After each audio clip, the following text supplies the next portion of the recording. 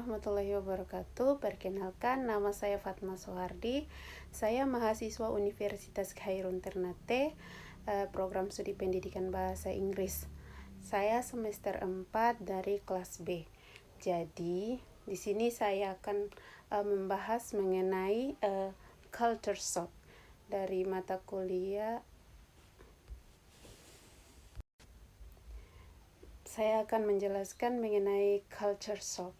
Jadi di sini kita akan membahas dulu definisinya. Culture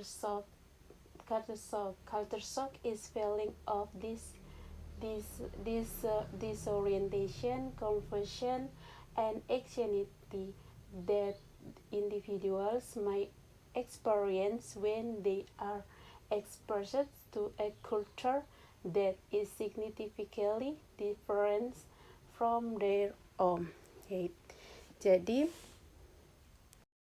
kejutan budaya ini mengacu pada perasaan disorientasi dan kegelisahan yang mungkin dialami setiap individu ketika menghadapi budaya baru, terutama budaya yang sangat berbeda dari budaya yang kita miliki. Hal ini dapat mewujudkan berbagai cara seperti kendala berbahasa, adat, dan adat istiadat asing dan norma sosial yang berbeda. Bahkan perubahan iklim atau lanskap yang Anda rasakan. Seperti Anda keluar kota, di negara-negara lain yang Anda tidak terbiasa dengan hal-hal tersebut, Anda akan merasa kebingungan dan shock akan suasana tersebut. Contohnya, pertama datang kita ke Ternate dari Weda ke Ternate, semestinya kita akan mulai mengalami budaya-budaya baru seperti bahasa. Contohnya tra itu kan seperti di Weda kan iya pah dia wa iya tra kan di sini kan tra, jadi kita akan merasa aneh dengan hal tersebut. Ada juga types of culture shock. Jadi kejutan budaya dapat dikategorikan menjadi beberapa jenis. Yang pertama initial culture shock atau kejutan budaya awal. Ini terjadi ketika seseorang pertama kali memasuki budaya baru dan mengalami perbedaan untuk pertama kalinya.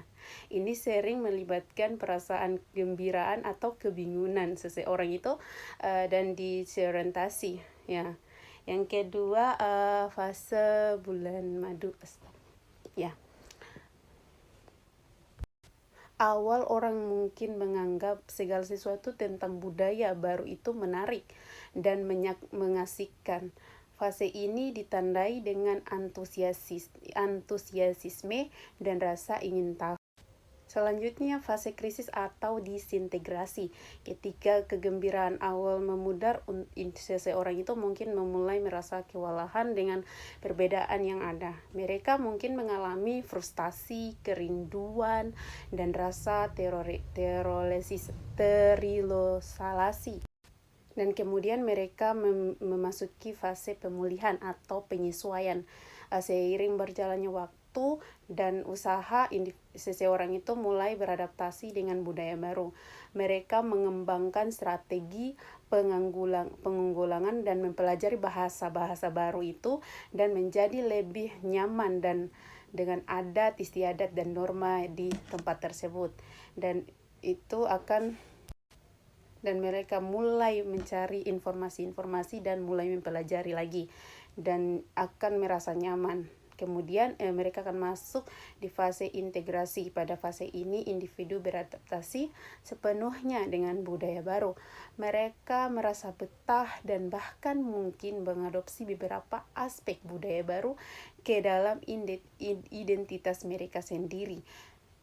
Fase-fase yang harus dialami secara linear dan individu dapat berpindah-pindah fase sebelumnya sepenuhnya menyesuaikan diri dengan budaya baru yang akan ditempati.